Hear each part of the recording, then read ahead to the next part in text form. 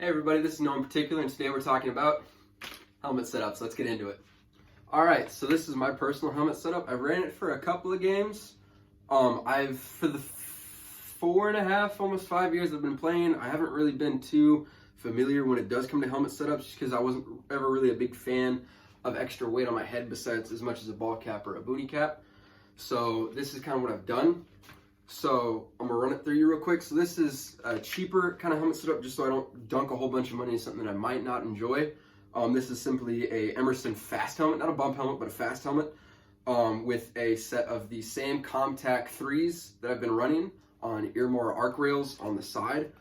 It has this olive drab and green and black kind of mesh on the side that I think I got from AliExpress. Fantastic website, got here about 2 weeks, an L4G24, I believe, helmet set up for the fake PVS 13s. It's simply nothing but for show. They have green LEDs on the inside so they actually glow up. And I also have an assortment of patches as well as a dead light on the back that's just solid, strobe, and off. So I have this kind of blacked out American flag, this custom cut Wendigo patch for the SCP loadout, and I'm slowly starting to build from 8 through 8 patches. You should go check them out. As well as an assortment of something like the U2 patch or the American flag little hex patch from e-bike, as well as the Cthulhu patch also from e-bike. So why should you run a helmet setup? Well, there's a couple of reasons, and I have Goblin here to kind of help explain them to you. So this is Goblin. You'll see why it's called Goblin. You gotta wait to the end of the video. So with an Airsoft helmet setup, even though that something like this is just a glorified bicycle helmet, to be frank, it is essentially just a glorified bicycle helmet. It provides a lot of different protection, same way, whether it be from elbow pads, knee pads, face pro, whether it be full face, half face. You can check out my video on that, or even different things such as eye pro. An Airsoft helmet provides a lot of different things, whether it be from BB hits themselves, which you would still feel and you would definitely still hear it. So there's no like, oh, I didn't feel it because of my helmet or anything. Or as well from environment, whether it be from jagged edges, low-hanging ceilings, shipping containers, tight corners, stuff, anything an airsoft field will essentially throw at you over the vast different worldwide kind of environments. Another big thing is style points, because I think an airsoft helmet can essentially add a sense of completeness to any sort of loadout. That's why you see a lot of times people that are running MARSOC, SEAL, Ranger sort of setups, even as far back as World War I, World War II for those reenactors, they are still running helmets. Granted, they might be period accurate, however, they still do look extra cool. Another great thing with helmets is that, as you can see here, you can run nods. Now, of course, with an Emerson $60, 40-pound, whatever, Airsoft helmet, I'm not going to run real nods on here. This is why they are fake. They are pure plastic. I'm never going to run nods on these helmets. I might run it on something like a Team Wendy X-Fill sort of helmet that I got issued, but nothing like something like this. Another great thing is that you definitely see a lot of Airsoft YouTubers use, and what you saw in my last gameplay video, is that they're amazing to mount cameras to, whether it be the contour camera, so whether it be the contour camera that's a lot of people are on the side above the arc rails, or even something like this. So this is the actual Team Wendy X-Fill helmet that we got issued, but as you can see, I'm running I think this is about $15, $20 on Amazon with the GoPro Hero 7 Black. You can run it inside the NVG mount and be perfectly fine. It offers a great point of view that may not be first person, but it's also not at the top of your helmet. Another great thing that you can do is with a lot of different helmets, and they do come in a lot of different styles. You can either get something like a Mitch helmet, a fast helmet, a bump helmet, all sorts of different kind of builds. With it is that you can still run Ear Pro. Now with this sort of helmet, you do have the option to run arc rails on the side, which would allow arc rail adapters, such as these Earmore ones that I got from e-bike, that can run my TacSky ComTac 3s. 3s, 2s, whatever, doesn't matter. But another great helmet, such as the Team Wendy X-Fill, is that it does, with a little bit of padding adjustment, you can run just regular Ear Pro, which is the steel band, underneath them and still be perfectly fine. So while running a helmet setup is a great idea for whether you're starting out or if you've been airsofting for quite a while, there's a couple considerations you got to know. This helmet, or any helmet setup, can get super expensive super quick, especially if you want to deck it out with accessories like what I did. So if we're thinking of costs, the helmet cost about $60. The helmet cover cost about $25. Where it starts to get really pricey though, I think the Ear Pro that I'm running, I think I got that for about $120, I think. The mount itself, the L4G24 mount, I think that's what it's called. I can't remember who made it. I think it might have been Emerson. Cost like $100. The nods, including the battery pack in the back, as well as the fake cable that ran across it, cost me about $75 on AliExpress. Patches and stuff I tactically acquired and bought from the e-bike or different establishments over the course of me airsofting, as well as patch collecting. So these can get super expensive super fast. I think overall the helmet probably cost me about $300, which isn't terrible. I've certainly seen people dunk thousands into their helmet setup, especially if you do decide to run fake nods, if not fake nods, but real nods. A couple other things that need to be at least thought of whenever you are running a helmet setup is you need to learn how to properly fit it, because helmets can get super heavy super quick. Now, Goblin and I have two different head shapes. We're the same size helmet, but our heads are shaped differently, as well as everybody else has their own different head shape, unless you're a clone. You never know.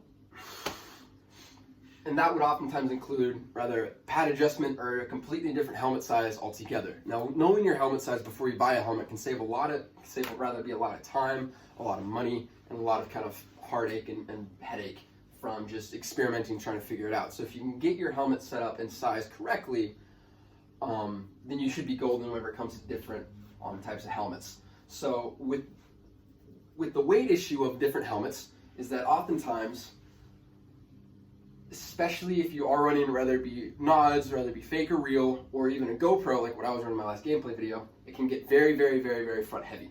So that's why you see a lot of people, whether it be, again, nods or a camera, they'll oftentimes run in something in the back of the helmet so it's not so front heavy. And that can include whether it be a battery pack for a GoPro, or even if you are running nods, a lot of people would run essentially lead weights, like something that you'd see on fishing, but they're a lot larger and they weigh a lot more to kind of offset that. So that way it's not as front heavy and as much stress on your neck, which is kind of ties in the fact that you do need to get it set up properly, because even if you do have it perfectly balanced right in the middle with a perfect center of gravity, if it's too heavy or not fitted correctly to your head, you're going to have a bad time. It's going to get uncomfortable. Or if it's like falls too far in the front, you have an issue. Like with us, I wear glasses, he's wearing his contacts right now. You have an issue if, say for instance, you're laying down or something like that, you try to look up, you can only get your head up so far and your vision line's cut off at the top of the helmet. Or if you're trying to aim down sights at the same time, you're gonna have issues because the front of the helmet's gonna be too low. Whereas on the opposite of it, if it's too far back, you can't look up because the back of your helmet is catching the back of your neck and your shoulder area, and you're not going to be able to get that forward range of motion that you need to be able to see things that you can prevent you not getting shot and such. Yes. And another big thing is that since this is a fast helmet, you can certainly get things such as a bump helmet or a Mitch helmet, or even you can go along with the old paratrooper helmets, or you can go far as back as World War I, World War II if you are a reenactor for Airsoft. Different types of helmets do have different style of fitments. Certainly these two different types of helmets, this is the Team Wendy X-Fill. This is a bump fast helmet from Emerson. They do fit completely differently. Hey everybody, so Goblin here. Like we were talking about before, with helmets, it's very common to get helmets and make them part of your loadout, and it's a very integral part that can also provide the safety features that you need. Creates patch space, so you got that cool factor that plays in with it. You have your comms. If you want to start videotaping, you have those camera attachments and GoPro mounts and whatnot with those. But something to think of when you're dealing with helmets and such is, like I said, they're very safety component implied. So they bring a very safety feature to the element of Airsoft. Now, something with that is, since they are that way, they're fairly common in the field of Airsoft. So it's something that I like to do. I'm working on a helmet setup right now that I'm trying to piece together and whatnot. I'm trying to make it my own, which I challenge anyone who's watching this that's trying to put a helmet setup together, make it your own. So like with no one in particular, he definitely went with his own way. He took a black helmet, put olive drab on it. That's not normally a color scheme that you usually see. You see black on black, or black with gray, or black and white. Something like that. Not usually black and olive drab. It's kind of a nice touch, especially with the SCP loads, and then you have that flash of red and different color patches mixed in, and you have that style of those fake nods, which you can see out there, but they're not as common as just say regular old goggles on your eyes or whatnot. And I know he runs yellow Oakley regular safety glasses. So, like I said, something when you're considering a helmet, choose those variety colors. They come in all sorts of colors, and maybe the helmet you're looking at doesn't come in a particular color. Look at the consideration for a helmet cover. Like I said, he has a black helmet with an olive drab cover. Get that color that you want in that cover. So it might not be, the full entire color on that helmet. So like my pattern I usually run is a Cryptek Typhoon style black python, which is like a Cryptek, not like a snow camo, it's a black and whitish. I'm trying to work on a helmet right now, and I'm looking for a cover that's got that style with it. So I don't have a solid helmet that color, but I want that mix up, it's like a color differentiate and break up that outline and that shape. There's something to think about, and make it your own. Stick different things on it. Put a flashlight in the side. Put a camera on the side, or make it whatever your own. And there's always something to think about and set you apart from everyone else that may have a helmet that's the same color as yours. Make that visual thing that sets out, and they're like, oh, there's that guy with the one type of helmet that's got this on it. Oh, that one color patch or that style of patches. It's always something to think about. And if a helmet isn't exactly your cup of tea, another big thing that you can do and still be able to maintain comms and ear pro and all that is just simply run it with just a normal steel band and a baseball cap. The big thing with a baseball cap that might separate it away from a helmet is that it's a lot cheaper. I think this one cost me about 25 bucks. It's lightweight because it is literally just a baseball cap, and it is extremely, you can do a lot of different things with a baseball cap. You can either have it be camouflage. You can run it with a simple, if you're doing like a Ranger kit or a SEAL kit, MARSOC kit, whatever you want. They still do run baseball caps, so you can still do that. But a big thing with baseball caps that proves inside the helmet's favor is that there's little to no protection. Of course, it's not going to rip up your skin as if you were just running just your hair and without any cover on it, but you could still be able to have some protection, but not the same sort of padded and hardened protection that you could with a helmet. And again, even if a baseball cap or a helmet's not really your jam, you can always go with the simple but effective Boonie cap. So the thing with Boonie caps is this is a 511 multicam or OCP Boonie cap. I've ran this thing probably, maybe 5 years, and I love it. It is still fully camouflaged. So the thing with Boonie caps is that it's difficult to run anything besides just the standard ear pro or face pro and eye pro. Now you can run over the ear like this, but you risk looking like Crocodile Dundee. If that's the look you're going for, then that's the look you're going for. It can be easily camouflaged. I've been with people that actually run Boonie caps and will stick foliage in through the molly on the top, so it's actually like fully camouflaged out, almost like a little mini ghillie hood kind of thing. And again, that also strikes inside the helmet's favor. The same thing with the baseball cap kind of failed on is the protection overall from rather stuff like BB hits or from the environment itself.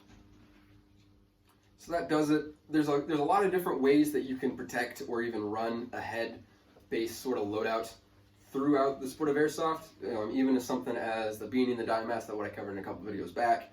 However, these are 3 more options that you can run: helmet, Boonie cap, and baseball cap. And if you do have any more questions, leave them down below. I'll be sure to answer them. If you have any more video requests, also let me know then. And then if you also want to see why he's called Goblin, stay tuned after this outro.